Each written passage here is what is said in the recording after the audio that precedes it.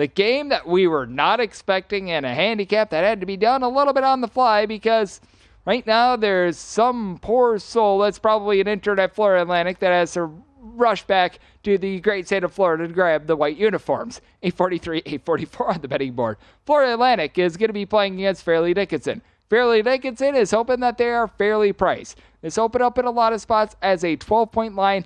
This has moved to a lot of places at more around a 12.5, and your total is ranging anywhere between I'm seeing at the South Point a 145.5, and I'm seeing as high as a 151.5. Most books have settled in at a 149.5. So if you're taking a look at this overnight, you probably want to be firing in on this if you're seeing a nice differential, depending upon what you like/don't like. But that said, I do take a look at the circumstance, and if you made this line 7 days ago, I feel like this line would be closer to about 16.5.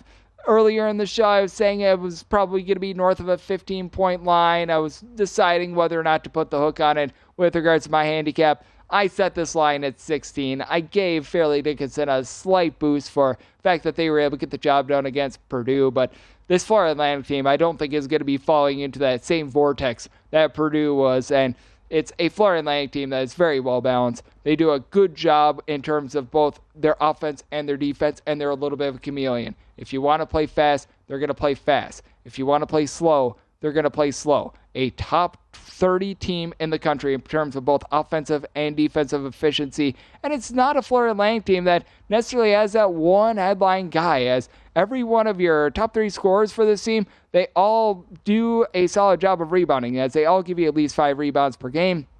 You've got a 7-footer in Vladislav Golden, 7-1 to be exact, 10.5 points, 6.5 rebounds per game. In the backcourt, John L. Davis, who has been primarily coming in off the bench. He's been a partial starter for the team.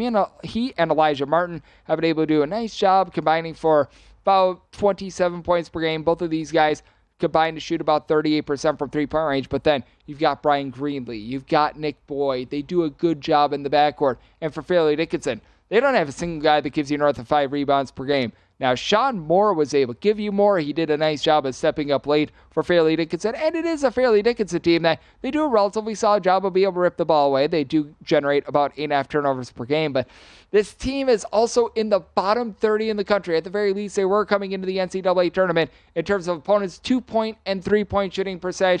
Visit VSiN.com to get current odds, listen for free, find showtimes, and download VSiN sports betting podcasts.